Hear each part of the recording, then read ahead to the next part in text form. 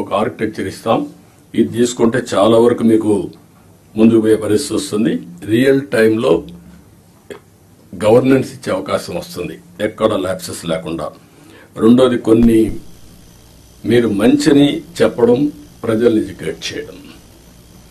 చెడు వచ్చినప్పుడు అది వాస్తవాన్ని తెలిసినప్పుడు మీరు కరెక్ట్ గా సాక్ష్యాధారాలతో సహా చెప్పాల్సిన బాధ్యత జిల్లా అడ్మినిస్ట్రేషన్ ఉంది. Over a period of time government లో ఒక ఐఎండ్పిఆర్ క్రియేట్ చేసుకున్నాం మనం. What for? ఒక అడ్మినిస్ట్రేషన్ లో ఎక్కడికక్కడ చేసి తప్పులు గాని వచ్చినప్పుడు దాన్ని కరెక్ట్ చేయడానికి ఇన్ఫర్మేషన్ బ్రాడ్కాస్టింగ్ పెట్టుకున్నాం. ఇప్పుడు కూడా జిల్లాలో వింగ్స్ ఉన్నాయి. మీరు కూడా ఇది గుర్తుపెట్టుకోవాల్సిన అవసరం ఉంది. మొన్న నేను చూశాను బట్టిప్రోల్లో పోలీసులు అక్కడ చిన్న 2 గ్రూపులకు గొడవ జరిగితే వాళ్ళు అక్కడి తోచుకుంటే దానిపైన ఇమీడియట్ గా తెలుగుదేశం వాళ్ళు కొట్టారు, ఎస్ఐ చొక్కా పట్టుకున్నారు, కాలర్ పట్టుకున్నారు అనేసే పరిస్థితికి వచ్చారు.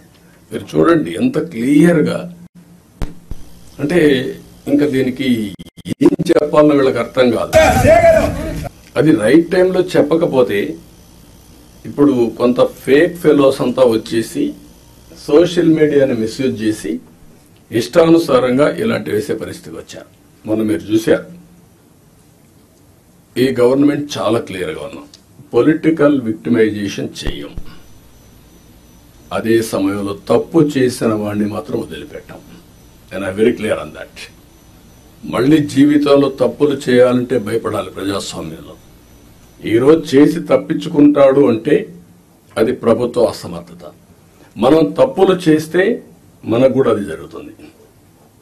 That is the message I want to give it very clearly. మీకు కూడా క్లారిటీ ఇస్తున్నాను. ఏ తప్పు చేసినా వదిలిపెట్టం, కానీ పొలిటికల్ విక్టిమైజేషన్ మాత్రం ఉండదు.